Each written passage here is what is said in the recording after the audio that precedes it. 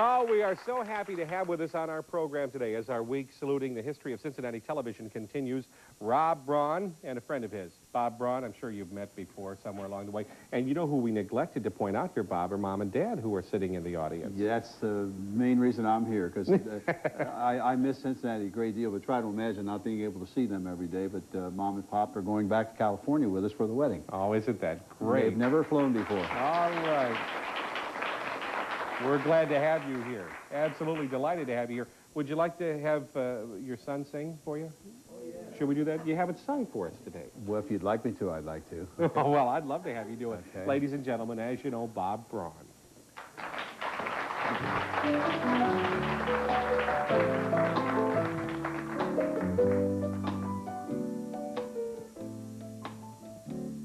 There'll never be a love song as beautiful as you.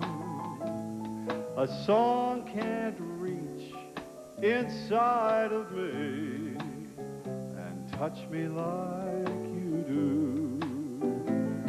A song can't hold me in the night the way your arms can do. No, there'll never be a love song as beautiful as you.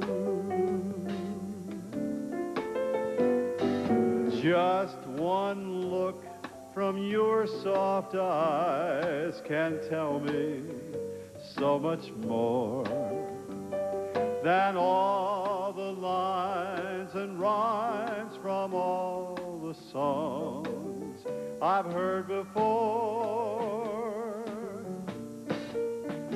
Oh, there'll never be a love song as beautiful as you. A song can't reach inside of me and touch me like you do. A song can't hold me in the night the way your arms can do. No, there'll never be a love song as beautiful as you.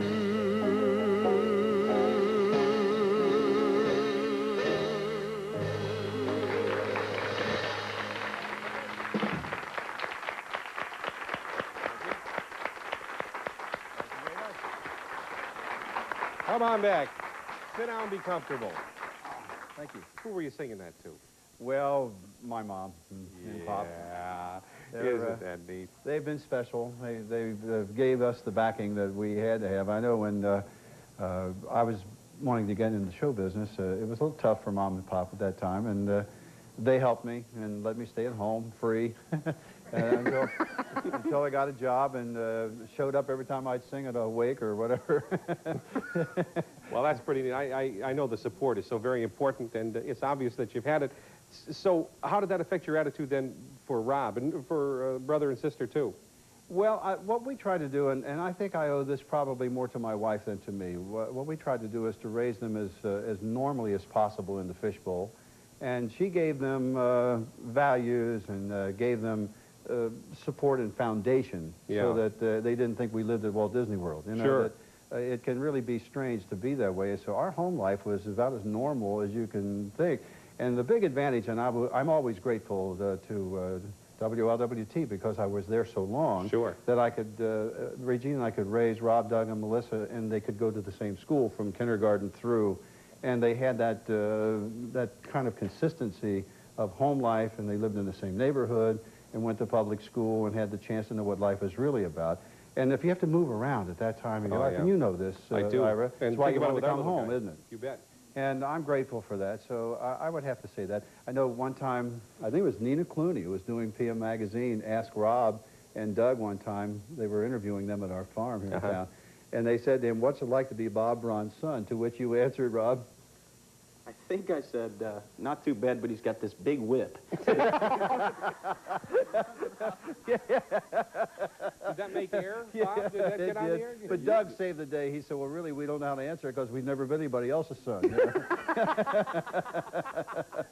All right, that's absolutely wonderful. Well, did you feel like you were living in a fishbowl growing up? Kind of. Yeah. I think so. Of course, you had nothing to compare it to, so... Right, that was exactly right. We didn't know what it was like not to. Yeah. So for us, it was normal. Yeah. And it was great. I've heard him say that if one more person pats me on the top of the head and says, ain't you Bob Braun, son? I was on my pop's truck when I was a kid selling vegetables, and there was one lady pinched my cheek every Saturday, didn't she, Pop? Gave me chocolate chip cookies, then patted me on the head and said, go back in the truck. The price of fame, that's what it is. Well, we're glad you're both here, and we're going to stay together, too, and take a break, because coming up next, we're going to meet some more friends of yours and Bob's and Rob's, Rob Ryder and Nancy James. We'll be right back. I would be a cad to repeat. How about the evenings you were with your mother? I was romping with another honey lamb. To think you swore our love was real. Baby, let us not forget that I'm a heel.